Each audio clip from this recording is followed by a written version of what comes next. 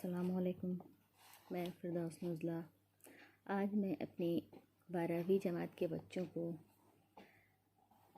ख़याबान उर्दू में शामिल एक इंशाइया है जिसका मौजू है मरहूम की याद में। आज मैं इसके बारे में बताऊंगी। तो ये मरहूम की याद में क्या है, एक इंशाइया है जिसके मुसन्निफ है पितरिस बुखारी।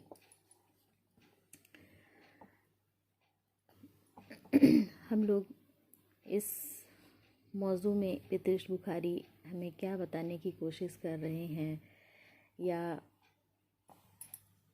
किस तरह की बातों का इसमें ज़िक्र किया गया है, इसके बारे में आज जानेंगे। तो क्वेश्चन आप लोगों को इम्तिहान में आ सकता है, जैसे कि क्वेश्चन दे दे ख़याबान उर्दू में शामिल मरहूम की याद में का खुलासा लिखिए। इस तरह का क्वेश्चन आएगा जो कि 6 नंबर या 8 नंबर का होता है। तो आज हम लोग इस चैप्टर को पढ़ेंगे कि इसमें पितरिस बुखारी हमें क्या बता रहे हैं। तो मरहूम की याद में पितरिस बुखारी का एक शाहकार इंशाइया है। इसमें उन्होंने अपने एक दोस्त की पुरानी साइकिल का नक्शा खींचा है। यानी उनके एक दोस्त है, उनकी एक साइकिल है, पुरानी साइकिल, उसका ज़िक्र इस इंशाइये में उन्होंने किया है। और सवारी करके रुदाद सफ़र भी बयान किया है, यानी उस साइकिल के बारे में यहाँ पर बताया है।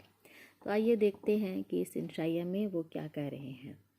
मिर्ज़ा साहब और मुसन्निफ दोस्त थे, यानी मिर्ज़ा साहब और यानी उनके दोस्त का नाम क्या था, मिर्ज़ा साहब, जो पितरिस बुखारी के दोस्त थे।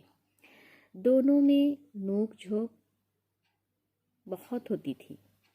मिर्ज़ा साहब से मुसन्निफ ने, यानी उनके जो दोस्त थे, उससे पितरिस बुखारी ने 40 रुपये में एक साइकिल ख़रीदी थी। जब साइकिल घर पे आई तो उसका खस्ता हालत देखने के बाद मुसन्निफ के होश उड़ गए। यानी जब वह अपने दोस्त से वो साइकिल ख़रीदी तो उसकी हालत बहुत बुरी थी। तो उसको जब साइकिल को वह देखे तो उसके होश उड़ गए। ये तो खुदा का शुक्र है कि वह बेहोश होकर गिर नहीं पड़े। यानी उनको इतना गुस्सा आया और उसे देखकर इतने परेशान हुए। तो यहाँ कह रहा है कि ये तो शुक्र है कि वो गुस्सा के मारे बेहोश नहीं हुए। बहरहाल अल्लाह अल्लाह करके उसे सवारी के लिए लेकर निकले। अब वो सोच रहे हैं कि अब हम ख़रीद ही लिए हैं तो चलो इस पर अब सवारी की जाए। तो वह साइकिल को लेकर बाहर निकले। साइकिल क्या थी, एक तमाशा था।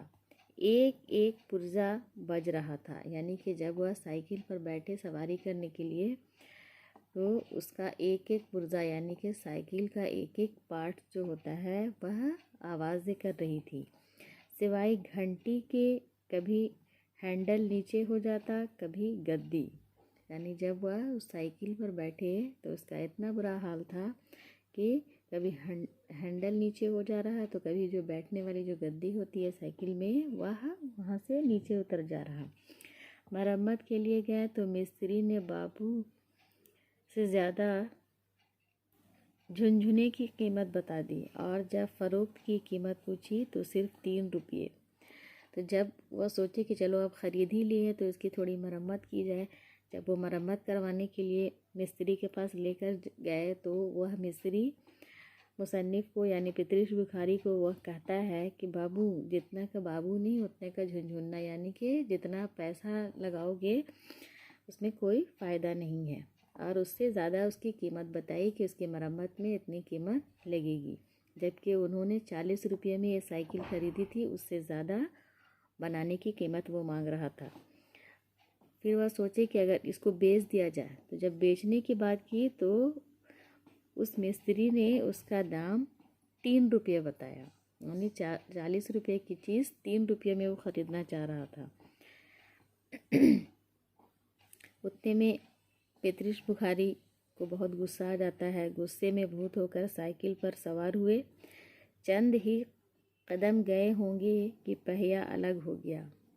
अब गुस्से में वो बहुत परेशान हो रहे थे और वह सोचे कि अब मैं इसे पर सवारी करके जहाँ अपने घर चला जाऊँगा। जैसे ही वो कदम आगे बढ़ाए तो उनका पहिया यानी कि साइकिल का जो पहिया होता है वह निकलकर बाहर हो गया। लोग उन पर खूब हंसने लगे। यानी कि लोग जब देखे कि पहिया अलग हो गया साइकिल का तो वहाँ पर जितने भी लोग थे सब हंसने लगते हैं। मगर उन्होंने किसी की परवाह नहीं की। एक हाथ में पहिया और दूसरे हाथ में साइकिल का बाकी मांदा हिस्सा लेकर दरिया की तरफ चल पड़े और फिर दरिया में जाकर फेंक दिया। उन्हें गुस्सा तो बहुत आ रहा था ये सब हरकत देखकर, लेकिन वह कुछ नहीं बुरा नहीं माने और एक हाथ में पहिया और एक हाथ में जो पड़ी साइकिल थी उसे लेकर आगे बढ़ गए और किसी दरिया में उसे जाकर फेंक दिया। जब वह फेंक कर अपनी साइकिल को नाला होकर जब मुसन्निफ घर पर से गुजर रहे थे तो मोटर देखकर उन्हें ज़माने की नासाजगारी और नाबराबरी का ख्याल सताने लगा। यानी जब वो साइकिल को वह उस दरिया में फेंक दिए और जब घर वापस आ रहे थे तो मोटर देखकर उन्हें अपने ज़माने की नासाजगारी और नाबराबरी का ख्याल सताने लगा। वह ऐसी तरकीब सोचने लगे कि जिससे दौलत के बराबर तकसीम मुमकिन हो सके। वह सोचते सोचते बम बनाने की हद तक पहुंच जाते हैं। इस बम से वह मिर्ज़ा साहब को हलाक करके बदला लेने की भी बात सोचते हैं। यानी उन्हें इतना गुस्सा आ रहा था कि वह सोच रहे थे कि अब मैं भी उनसे कुछ बदला लूँगा और उन्हें भी सबक सिखाऊंगा। और सोचते सोचते वो इस हद तक सोचने लगे कि वो बम बनाने के बारे में सोचने लगे कि मैं एक ऐसा बम बनाऊंगा और उस बम से मिर्ज़ा साहब को हलाक कर दूंगा, तभी मेरे बदले की जो सोच है वो ख़त्म होगी और मेरा गुस्सा ठंडा होगा। तो ये थी इसकी कहानी। तो ये ज़ेर नज़र इंशाया में इंशाई निगार ने खूब तंज़ो मज़ाह किया है। ज़बान व बयान की सादगी, शोखी, रवानी और बेसाख्तापन की कहानी में दिलकशी पैदा कर दी है, जिसकी वजह से उसे बार बार पढ़ने को जी चाहता है और यही तख्लीक़कार की कामयाबी है। यानी उन्होंने इस इंशाइया में इतने मज़े की बातें की है। एक तरफ तो दुख भी हो रहा है कि उनके साथ ऐसा गलत हो गया, दूसरी बात अगर इसको पढ़ा जाए तो इस इंशाइया को पढ़ने से काफ़ी हंसी भी आ रही है, तंज भी आ रहा है कि वह किस तरह से उनका दोस्त मिर्ज़ा साहब उनको बेवकूफ़ बनाते हैं और 3 रुपये की चीज़ को 40 रुपये में उनसे बेच देते हैं। तो इस मौजू में साइकिल को मरहूम बनाकर बहुत ही मज़ा उन्वान कायम किया गया है। यानी कि मरहूम यहाँ पे मिर्ज़ा साहब की दी हुई साइकिल को मरहूम की याद में ये मौजू बनाकर हमारे पास पेश किए हैं पितृष बुखारी।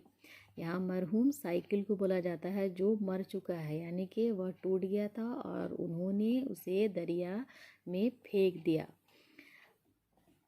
इसी उन्वान पर यहाँ पर पितृष बुखारी हम लोगों को हमारे सामने अपने इस मजमून में इंशाइया के तौर पर इस कहानी को पेश किया है।